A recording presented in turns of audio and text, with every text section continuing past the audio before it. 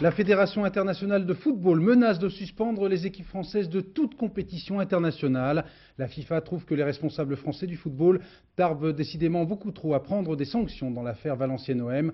Dans ce journal, la réaction en direct de Jean Fournet-Fayard et du ministre des Sports, Michel Alliot-Marie. Après le feu vert hier soir du gouvernement israélien, Jérusalem et l'OLP d'accord sur une déclaration commune établissant un calendrier sur l'autonomie des territoires occupés. En direct de Tunis, Bassam Abou Sharif, proche conseiller de Yasser Arafat. Le ministre de l'économie l'a annoncé aujourd'hui, c'est la BNP qui ouvrira le bal des privatisations. Madame, Monsieur, bonsoir. Le football français va-t-il être interdit de matchs internationaux? Joey Havelange, le grand boss de la FIFA, vient de taper du poing sur la table en envoyant aux responsables de la Fédération française de football une lettre très dure dans laquelle il reproche aux dirigeants français leurs atermoiements dans l'affaire Valenciennes-OM. Christophe Duchiron. Joao Havelange, le président de la FIFA, accuse la Fédération française de football et ses atermoiements dans l'affaire Valenciennes-OM. Il a l'impression que les organes footballistiques français ne sont pas en mesure de prendre une décision. Il est navré de voir l'image du football français ternie par ces longs délais. Il exige de la FFF qu'elle prenne une décision d'ici le 23 septembre au plus tard. Sinon, le comité exécutif de la FIFA pourrait être amené à prendre des sanctions, à savoir la suspension de la FFF, ce qui signifierait l'arrêt de tout contact international. En clair, si les menaces passent à exécution, finit l'équipe de France et sa qualification probable pour la Coupe du Monde aux États-Unis en juin prochain. Fini également les clubs français en Coupe d'Europe, l'Olympique de Marseille bien sûr, mais aussi le Paris Saint-Germain, Nantes, Bordeaux et Monaco. Enfin, dans quelle situation se retrouverait la France, pays organisateur de la Coupe du Monde 1998 ? Alain Scoupé, on a le sentiment ce soir que quoi qu'ils décident, les responsables du football français sont un peu dans un piège. Oui, c'est l'enfer tout à coup pour les instances du football français, car d'un côté, il y a la justice qui leur demande de ne pas se précipiter, et en tout cas de ne pas aller plus vite qu'elle. C'est exactement d'ailleurs ce que souhaitait hier le procureur Éric de Montgolfier. Et de l'autre, il y a donc cette impatience des autorités internationales qui menace notre football des pires maux si des sanctions rapides ne sont pas prises. Il faut dire que la Fédération internationale et l'UEFA sont des associations autonomes qui n'ont pas à se préoccuper de nos lois pour faire régner la discipline en leur sein. Mais le coup est d'autant plus dur que, de toute évidence, la Ligue et la Fédération française ne faisaient pas le forcing afin de ne pas pénaliser tous ceux qui n'ont rien à voir avec cette affaire et surtout les joueurs marseillais qui ont tout de même bien mérité de la patrie. Mais là, il n'y a plus de doute, il faut agir et vite. Alors, question, pourquoi cet ultimatum, entre guillemets, de la FIFA? Pourquoi ici et surtout maintenant? Écoutez, elle est assurément très agacée de voir que les choses traînent autant, alors qu'en Pologne, par exemple, où le même genre de scandale a éclaté, les sanctions ont été prises immédiatement. Elle est sans doute aussi soumise à quelques pressions de la part de certains clubs français qui ne seraient pas fâchés de voir l'OM pénalisé. Et puis, mine de rien, c'est peut-être aussi un moyen de venir finalement en aide aux instances françaises. Car maintenant, si la justice dit « vous avez été trop vite », elles pourront répondre « qu'est-ce que vous vouliez qu'on fasse devant une telle menace ?» Merci Alain. Dans un instant, nous allons retrouver en direct Jean Fournet-Fayard et Michel Alliot-Marie qui nous entendent. Tout de suite, qu'en pensent les premiers intéressés? Je veux parler bien sûr des présidents de clubs qui sont engagés en Coupe d'Europe. Réponse de l'un d'entre eux, Alain Afflelou, le président des Girondins de Bordeaux. Réaction recueillie tout à l'heure par Gilles Marinet. Je trouve que cette affaire a beaucoup duré et je trouve, pour ce qui me concerne, que se retrancher derrière la justice, derrière les tribunaux civils pour savoir qui a fait la faute, à la limite, sur un plan sportif, je répète, peu importe de savoir qui a fauté. Il y a eu faute, il y a eu un match truqué, et puis à partir de là, il faut sanctionner. Sans être trop égoïste et ne penser qu'à nos clubs, je pense que d'une manière générale, pour le football français, encore une fois, on a été suffisamment honteux de vivre cet épisode cet été. Il ne faudrait pas qu'on tourne au ridicule cette histoire et que finalement on découvre que l'équipe de France n'aurait pas le droit d'aller aux États-Unis à cause de cette affaire qui n'a pas été réglée. Voilà, comme annoncé, comme promis, nous retrouvons tout de suite Michel Alliot-Marie, qui est ministre des Sports, et Jean Fournet-Fayard, président de la Fédération française de football. Ma première question sera pour vous, Monsieur le Président. Qu'est-ce que vous pensez de ce que les journalistes qualifient d'ultimatum de la FIFA? Oui, j'ai entendu parler de ce qualificatif d'ultimatum. Non, je crois que la FIFA est intervenue parce qu'elle estimait bon de le faire. Ceci étant, j'ai le sentiment qu'ils oublient un petit peu que le sport en France agit par délégation et doit respecter les procédures qui sont les siennes, des procédures que, aussi bien la Ligue nationale, la Fédération, nous respecterons toujours. Ceci étant, j'ai entendu tout à l'heure un certain nombre de choses qui sont fausses, à mon avis, et je voudrais les remettre en place. Tout d'abord, l'instance judiciaire se déroule de son côté, et c'est nous qui l'avons provoquée, et je pense que nous avons eu un courage suffisant. Il est évident que si la justice n'avait pas été saisie, il n'y aurait pas d'affaire actuellement, et nous parlerions d'autre chose que l'ultimatum de la FIFA. La deuxième chose, c'est que la procédure qui est en cours est une procédure sportive. Et c'est dans ce cadre-là que la Commission supérieure de discipline agit. Mais il y a des règles disciplinaires qui figurent en détail dans la loi de juillet 92 dernier, et nous devons de la respecter. Monsieur Fournier-Fayard, oui, excusez-moi, la FIFA parle d'atermoiement, et on a peut-être aussi parce que la FIFA... La réunion de l'autre semaine de la Ligue a été reportée. Elle a été reportée d'ailleurs à samedi. C'est encore un exemple de la procédure que nous devons respecter, puisqu'en effet, la première convocation, les convoqués peuvent demander un report de cette réunion au plus tard 10 jours derrière. Voilà. Mais ce que je pense, c'est que la FIFA n'a pas suffisamment conscience des problèmes qui sont les nôtres. Et je le répète bien, nous ferons jusqu'au bout, nous respecterons les procédures qui sont les nôtres. Je pense que le 23 septembre, date qui a été fixée, je ne sais trop comment, eh bien que ce 23 septembre peut tout à fait correspondre à une décision chez nous de la Commission supérieure de discipline. C'est en tout cas ce qu'on peut envisager. Il y aura donc bien une réunion le 4 septembre de la Ligue, mais pas de décision annoncée tout de suite, de sanctions annoncées tout de suite. Non, c'est, je vous répète, la Commission de discipline qui a dû reconvoquer les 6 qui ne voulaient pas venir parce qu'ils n'étaient pas libres à ce moment-là, et ils en avaient le droit de par la procédure. Ceci étant, je regrette aussi la rigueur et la longueur de cette procédure, mais cette procédure nous est imposée par la loi, je répète, la loi sur le sport de juillet 92. Je voudrais me tourner maintenant vers le ministre des Sports, Michel Alliot-Marie. Dans un instant, nous parlerons de l'objet de votre réunion, les violences au Parc des Princes samedi dernier, le problème des hooligans. Mais tout de suite, une question, Madame le ministre, est-ce que ce n'est pas un petit peu gênant qu'on fasse, la France fasse en quelque sorte un peu figure de tricheur aux yeux de l'étranger ? Je crois que la France, en tous les cas la Fédération, ne fait pas figure de tricheur. La France, comme vient de le dire le président Fournier-Fayard, respecte ses procédures et elle les respecte parfaitement. Et j'ajouterai une chose, c'est qu'il faut rendre hommage au président de la Fédération, au président de la Ligue, pour avoir déclenché cette affaire en portant plainte. Peut-être certains autres qui sont prompts à la critique aujourd'hui, ferait-il bien d'avoir eu le même courage dans d'autres pays pour effectivement savoir immédiatement réagir lorsqu'il y a des actions sanctionnables. Alors, Madame Alliot-Marie, vous aviez convoqué tous les responsables du football concernés par les graves incidents du Parc des Princes samedi soir. Faut-il envisager de modifier la législation pour empêcher les fauteurs de troubles d'entrer dans les stades français?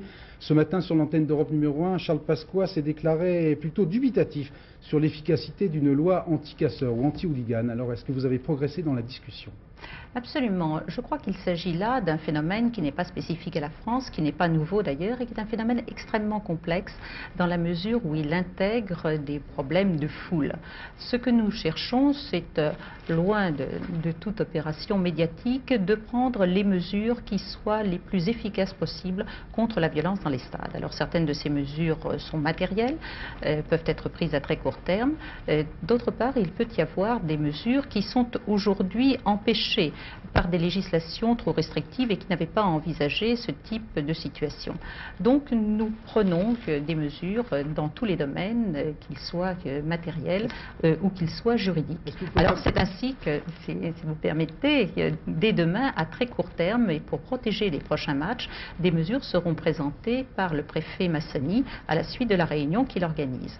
D'autre part, il y a effectivement aussi les mesures que prendra la justice dans le cadre des instances en cours, puisqu'il y a une commission régulatoire. Et je souhaite, pour ma part, que les sanctions qui pourront être prises contre les coupables soient exemplaires, c'est-à-dire qu'elles soient préventives. Et puis, d'autre part, il y a également ce problème de l'entrée dans les stades de gens qui sont déjà condamnés pour des violences commises dans les stades. Aujourd'hui, la loi qui empêche le refus de vente interdit effectivement de prendre des sanctions préventives contre ces personnes. Je souhaite, pour ma part, et je proposerai au gouvernement un projet de loi en ce sens, qui sera d'ailleurs simplement un article qui permette au juge, lorsqu'il prononce une peine contre quelqu'un qui a fait preuve de violence dans les stades, eh bien de l'assortir d'une peine complémentaire qui lui interdirait, pendant une certaine durée, de pouvoir de nouveau aller dans un stade. Merci Madame le Ministre pour toutes ces précisions. Merci Monsieur Jean-François Desfaillard d'avoir répondu à notre invitation donc, sur ce nouveau dossier chaud du football. Le gros dossier diplomatique, bien sûr, du jour, c'est le processus de paix au Proche-Orient. Nouvelle étape positive hier soir avec l'adoption par le gouvernement israélien du projet d'accord avec les Palestiniens sur un début d'autonomie dans la bande de Gaza et autour de la ville de Jéricho. Le point tout de suite avec notre correspondant permanent à Jérusalem, Charles Anderlin. De la journée à Jérusalem, la voici. Faisal El-Husseini, le représentant de l'OLP dans les territoires occupés, l'émissaire d'Arafat, est revenu discrètement réorganiser le camp palestinien de la paix et lancer une campagne en faveur de l'accord avec Israël. Ces bureaux sont gardés par la sécurité palestinienne. Ici, plus qu'ailleurs, on craint un attentat. Le problème de l'OLP est de convaincre la population de Gaza de soutenir l'autonomie. Ce ne sera pas facile, les islamistes sont majoritaires dans cette région. La grève générale proclamée par les organisations du refus est totale. Les slogans peints sur les murs sont menaçants. Du Hamas à l'OLP, ne trafiquez pas avec le sang des martyrs. Je crois que cet accord est tout à fait dangereux,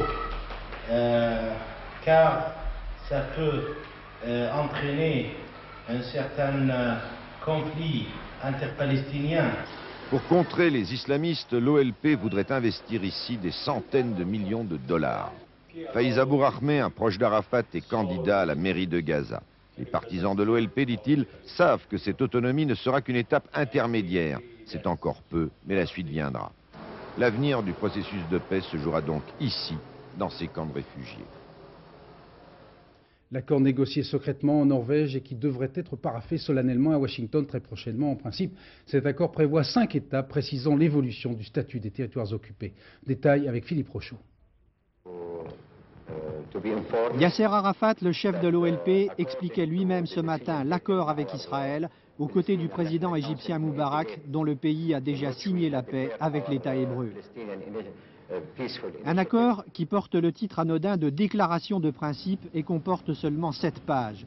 Mais il précise que l'armée israélienne va se retirer dans les 4 mois de la bande de Gaza et de Jéricho, en application de la résolution 242 du Conseil de sécurité, adoptée après la guerre de juin 67.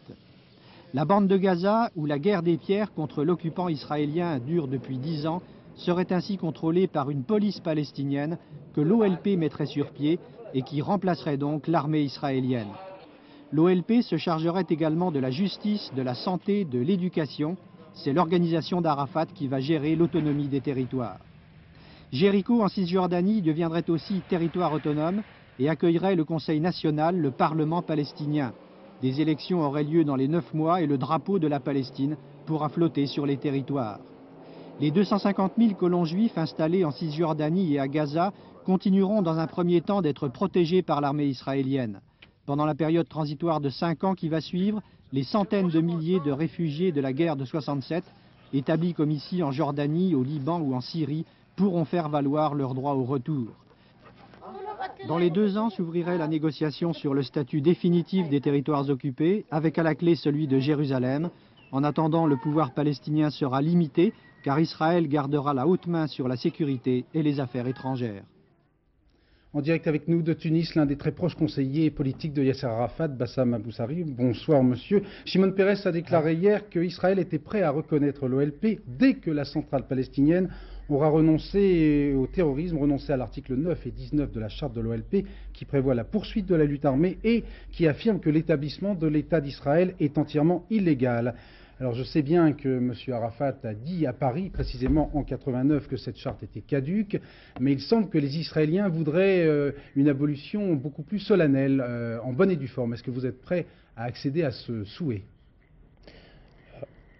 Je crois moi-même qu'il n'y a pas aucune raison logique pour que le gouvernement israélien ne reconnaisse pas l'OLP. Nous avons déjà reconnu Israël, nous avons accepté la résolution 242-338 et le président, comme tu as dit, décrivait la charte palestinienne comme caduque, et j'espère que le gouvernement israélien va reconnaître l'OLP et commencer des entretiens directs avec la direction de l'OLP. Donc vous n'envisagez pas, par exemple, un vote solennel du comité national palestinien? Non, il y aura une déclaration très claire et j'espère que pendant les 48 heures prochaines, on va avoir des développements positifs. Vous avez également déclaré aujourd'hui que l'OLP était en train de se dissoudre au profit d'un gouvernement provisoire. Alors est-ce que ce gouvernement provisoire est prévu précisément dans les accords que vous êtes en train de signer avec les Israéliens? L'OLP est un pont et pas un but. C'est le pont des Palestiniens pour la liberté et l'indépendance nationale. Alors, si on construit les institutions de notre État, l'État indépendant, nous n'aurons pas besoin de l'OLP. Il y en a la pluralité des partis politiques qui défendent les intérêts sociaux du peuple palestinien. Dès hier, M. Abou Sharif, le mouvement Hamas a appelé à la mobilisation des masses contre l'option Gaza-Jéricho d'abord. Alors, est-ce que vous ne craignez pas une sorte de guerre civile avec les intégristes qui sont particulièrement bien implantés dans la bande de Gaza? Nous avons l'opposition, nous avons des extrémistes. Israël a l'opposition et les extrémistes qui sont contre le processus de paix, mais la majorité des Palestiniens, la majorité de l'OLP, appuie totalement la ligne politique du président Arafat et nous savons tellement bien comment on peut protéger les intérêts du peuple palestinien. Toute dernière question, je rappelle à nos téléspectateurs que vous êtes un très proche conseiller politique de Yasser Arafat. Question directe, quand, selon vous, Yasser Arafat arrivera-t-il à Jéricho ou à Gaza? J'espère que le président Arafat va passer Noël à Jéricho et à Gaza. Merci beaucoup, Monsieur Abou Sharif, d'avoir répondu en direct de Tunis à ces questions. Les choses vont décidément très très vite. Le vice-ministre de la Défense israélien a en effet affirmé aujourd'hui qu'Israël pourrait accepter le retour de Yasser Arafat précisément dans les territoires occupés après la signature de l'accord. Pour les habitants de Jéricho, l'arrivée prochaine du chef de l'OLP ne fait aucun doute. Reportage de nos envoyés spéciaux Bernard Lebrun et Pascal Stelletta dans cette petite ville qui fait déjà figure de capitale temporaire d'un futur État palestinien. Paysage biblique dans le désert de la mer Morte, aux portes de l'oasis de Jéricho. Une petite ville endormie sous un soleil de plomb, mais sous surveillance. 15 000 habitants qui ne se sont pas encore remis de ce retour fracassant dans l'histoire. Comment et pourquoi Jéricho deviendrait-elle demain la capitale de l'autonomie palestinienne? À 30 km de Jérusalem, on est ici dans un autre monde, celui de la frontière. Pas d'intifada, ni de Hamas implanté ici. Malgré l'appel à la grève, les commerçants de Jéricho sont quasiment tous ouverts, et côté affaires, on se réjouit évidemment de l'arrivée des nouveaux. Yasser Arafat est la bienvenue ici, tous les Palestiniens seront la bienvenue, parce que Jéricho est une partie de la Palestine, et cela, tout le monde le sait. Mais tout le monde n'est pas d'accord, surtout pas cet homme, le chef du Likoud, qui est venu avec force drapeau le dire cet après-midi à Jéricho, devant la supposée future résidence du leader palestinien. Du jamais vu. Après le passage de l'opposition, ce sont les militaires qui ont fait le ménage afin d'éviter tout incident. Car les esprits sont tendus à Jéricho et les rumeurs les plus incroyables circulent. Ce palais d'hiver qui n'a plus rien d'un palace, on le désigne comme le futur siège de l'OLP. Car il faudra bien les loger s'ils viennent. Et ce propriétaire d'hôtel déserté se prend à rêver. Seul logement disponible, même délabré, avec ses 70 chambres libres, il entend déjà sonner à Jéricho les trompettes du commerce. Pour le Liban, ce projet d'accord OLP-Israël est encore trop flou et insuffisant. Quelques réserves également en Jordanie où on ne cache pas une certaine irritation d'avoir été tenu à l'écart des négociations secrètes. Et si l'on en croit Yasser Arafat, les Syriens sont satisfaits. Une chose est sûre, Charles Anderlin, tous les dirigeants de la région semblent avoir été pris en quelque sorte à contre-pied, comme on dit au football. En effet, cette première entente israélo-palestinienne a brouillé les cartes au Proche-Orient.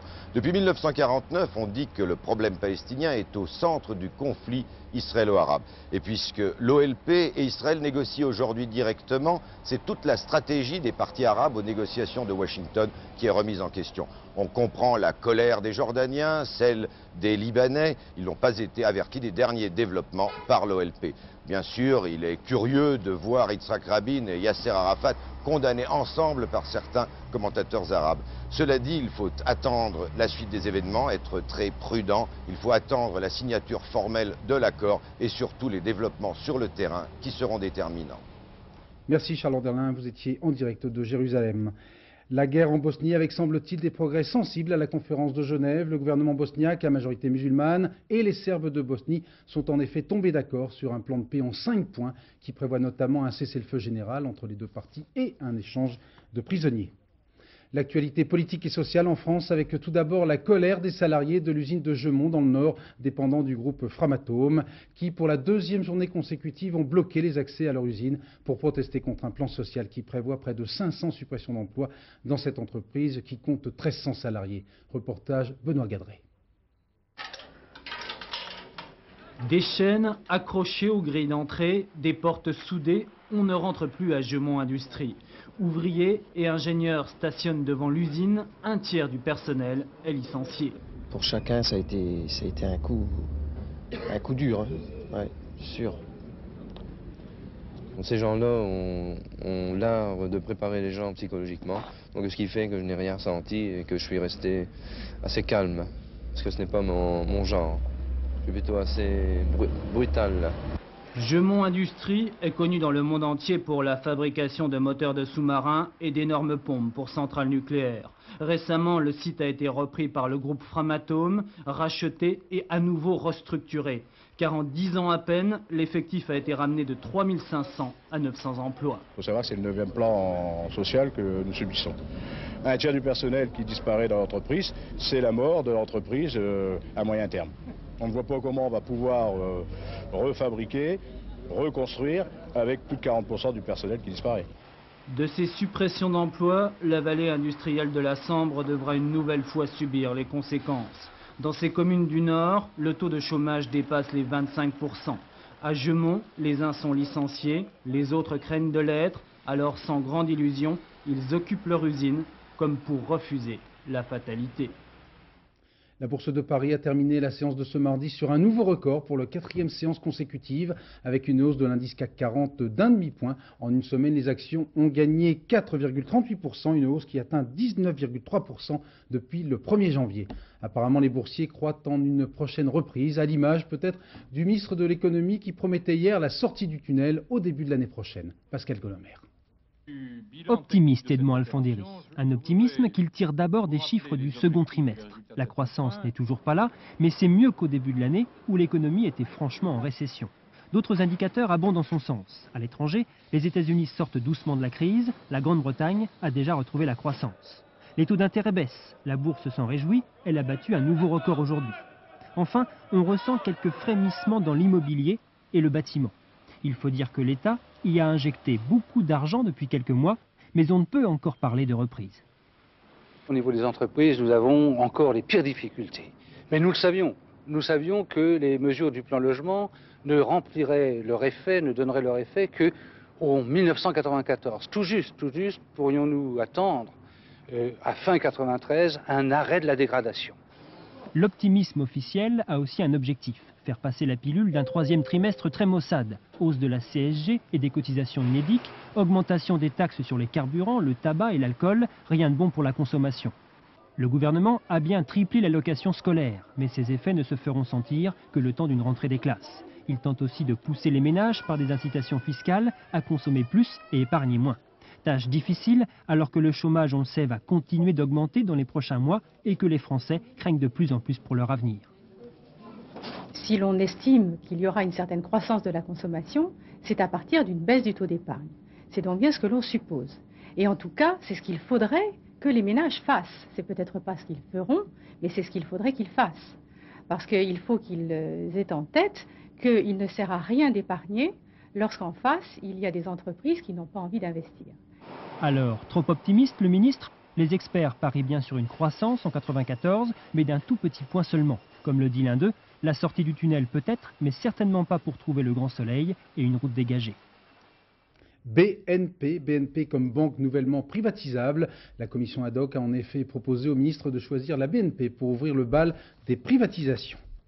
Certains parlent de casse-tête, d'autres de champ de mine. Dans l'entourage d'Édouard Balladur, où l'on manie volontiers l'euphémisme, on parle d'un dossier délicat. Je veux parler bien sûr d'une éventuelle révision de la Constitution concernant le droit d'asile. Manifestement, le Premier ministre est bien décidé à prendre le temps de la réflexion.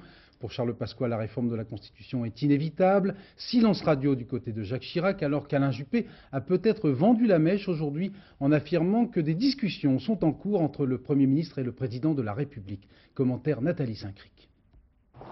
À l'Élysée, depuis plusieurs jours, on déclarait vouloir prendre son temps, réfléchir dans la sérénité et surtout de concert avec Matignon.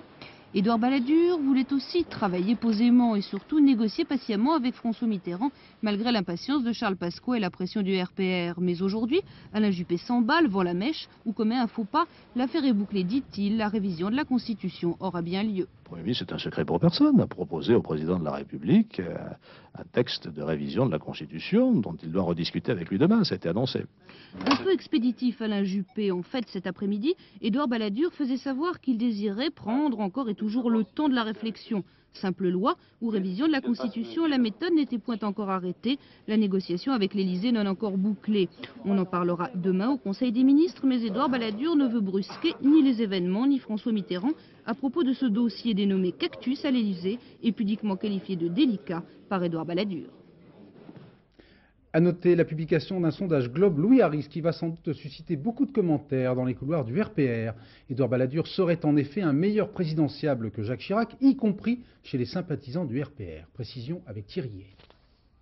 D'Édouard Balladur ou de Jacques Chirac, lequel a les meilleures chances pour la présidentielle de 95 ? 67% de l'ensemble des interviewés choisissent Édouard Balladur et 20% seulement Jacques Chirac. Chez les sympathisants RPR, la réponse est la même. Selon ce sondage, 65% d'entre eux pensent qu'Édouard Balladur a les meilleures chances, 28% seulement citent Jacques Chirac. La deuxième question confirme la première, le meilleur président de la République.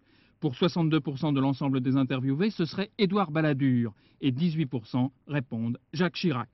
Précision intéressante, 56% des sympathisants RPR pensent qu'Édouard Balladur ferait un bon président de la République. 32% d'entre eux préfèrent citer Jacques Chirac. Si Édouard Balladur se maintient jusqu'en 95 à un niveau de popularité élevé, 56% de l'ensemble des sondés et 47% des sympathisants RPR pensent que le Premier ministre sera alors le candidat de la droite, quitte à entrer en conflit avec Jacques Chirac. Édouard Balladur laissera la place à Jacques Chirac, 31%, 45% chez les sympathisants RPR. Polémique dans le Nord autour de la fiabilité des tests du sida. Une femme enceinte de plus de 5 mois a avorté en 88 alors qu'elle était déclarée séropositive. 5 ans après, cette femme porte plainte, mais les médecins concernés réfutent sa version des faits. Enquête Michel Fine. Lorsque Sylvie Richaud est entrée à l'hôpital de Tourcoing en août 88, elle était enceinte de 5 mois. C'était sa 3e grossesse et pour éviter un accouchement prématuré, elle avait préféré faire un cerclage. C'est peu de temps après cette intervention qu'un médecin du service lui a appris la mauvaise nouvelle. Les analyses de sang venaient de révéler sa séropositivité. J'ai demandé, vous êtes sûr, c'est bien ça, il n'y a pas de doute. Il m'a bien répondu, de toute façon, c'est ces mots, je ne les oublierai jamais. C'est sûr, c'est le sida. Si vous seriez ma femme, on n'hésiterait pas, on vous ferait avorter. Vous avez eu le temps de la réflexion, vous avez pu en parler tous les deux? Non, c'est l'angoisse, c'est la dépression, on pleure, on se demande où on a pu attraper ça, enfin, c'est des tas de questions, en fait on n'a pas les idées claires, tout s'effondre et comme le professeur Mouton m'avait dit qu'il n'y avait pas de doute, c'était ça, donc j'ai décidé de me faire avorter quoi en fait. La décision d'avorter a peut-être été prise ce jour-là un peu trop vite. Un second test, effectué 1 an plus tard, révélera qu'en fait Sylvie Richaud n'a jamais été séropositive. Aujourd'hui, les médecins de l'hôpital de Tourcoing se défendent. Le centre hospitalier, en 1988, a pris toutes les dispositions et a fait faire toutes les analyses qui étaient à l'époque nécessaires pour prendre une décision. et pour proposer à la famille, à la mère, de décider en son âme et conscience si elle fallait ou non prendre ou pas prendre cette décision. Tout a été fait par l'hôpital de manière parfaitement correcte. Il y a quelque chose qui ne va pas là. Si la deuxième prise de sang avait été faite normalement, eh bien, je crois que ça se serait arrêté là et puis ma femme, elle n'aurait pas été avortée. Sylvie et Daniel Richaud ont attendu 4 ans avant de prendre un avocat. Devant le tribunal administratif, Maître Lamince a déposé un recours et il demande pour ses clients 1 million de francs d'indemnisation. Le docteur Martineau est spécialiste de la cryogénisation, la conservation des cellules par le froid. En 1984, sa femme décède d'une tumeur abdominale et ce médecin place le corps de sa femme dans un congélateur, espérant la ramener à la vie lorsque la science aura fait les progrès nécessaires pour guérir ce cancer. Le congélateur est dans la crypte de son château, qui est maintenant ouvert aux touristes pour couvrir les frais. Avec Antoine Cormery et Gabriel Camilla, visite guidée chez la Belle au Froid dormant. Monique Leroy était une très belle femme. Elle est morte d'un cancer en février 1984. Elle avait 49 ans. Son mari, le docteur Martineau, lance alors le plus incroyable des défis, congeler le corps de sa femme et attendre que la médecine progresse et puisse un jour, peut-être, la ranimer et la sauver. Il suffit qu'on mette beaucoup de crédit pour l'hibernation et ça peut aller assez vite. Mais ça ne sera peut-être jamais possible. On ne peut pas, comme c'est dans le futur, on ne peut faire que des hypothèses et avoir l'espoir. L'espoir qui fait vivre. Hein. Voilà près de 10 ans maintenant que l'expérience se poursuit et que sa femme repose dans les caves du château de Preuil, dans ce sarcophage de glace à moins 60 degrés. Mais l'entretien de ce prototype expérimental qu'il pensait utiliser pour lui-même coûte cher et le docteur a décidé cette année d'accueillir des visiteurs. Circuit organisé, émotion forte, un voyagiste s'en est assuré l'exclusivité le premier samedi de chaque mois. Je ne voudrais pas en faire du tourisme frisson, non. Le tourisme que je fais, et en général, dans tous les circuits, dans l'activité Chantal Coutillard, c'est un tourisme sur des lieux insolites. La preuve en est aujourd'hui, mais vraiment, c'est de la culture. Pour les gens du village, le docteur est un peu un savant fou et inquiétant qui aurait, dans le ronronnement d'un congélateur, ressuscité un mythe, celui d'Orphée et de la Belle au bois dormant. Après Hélène, voici Michael et les garçons. C'est le feuilleton de la rentrée. Dernier épisode en date, la chaîne CBS a diffusé un enregistrement téléphonique du père de l'adolescent de 13 ans qui accuse le chanteur Michael Jackson d'attentat à la pudeur. Cet homme y affirme son intention d'humilier le chanteur et de gagner gros dans cette affaire. Commentaire Anne Poncinet. Michael Jackson va bien. C'est le scanner de cet hôpital de Singapour qui le dit. L'entourage du chanteur a donc annoncé qu'il n'aurait plus de défaillance. La dernière en date avait été la plus spectaculaire. L'annulation hier soir d'un 3e concert, mais cette fois au dernier moment, alors même que le public attendait dans le stade. Lors des 2 premières annulations, Michael Jackson avait invoqué une déshydratation alors qu'il est sponsorisé par Pepsi, ce qui lui avait attiré les railleries du concurrent Coca-Cola.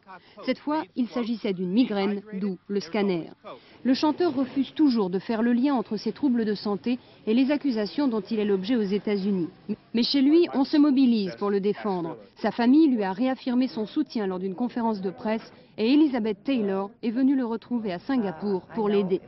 Enfin, un document sonore publié par la chaîne CBS tendrait plutôt à accréditer l'hypothèse d'une affaire de chantage. Le feuilleton médiatique réserve peut-être encore quelques rebondissements, mais Michael Jackson semble déterminé à continuer coûte que coûte sa tournée Dangerous, en anglais dangereux.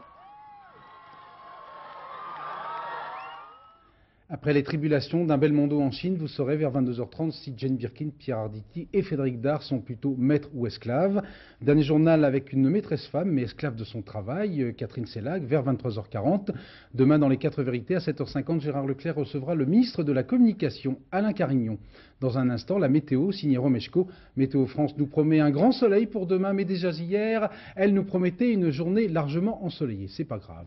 À demain 20h. Excellente soirée, merci.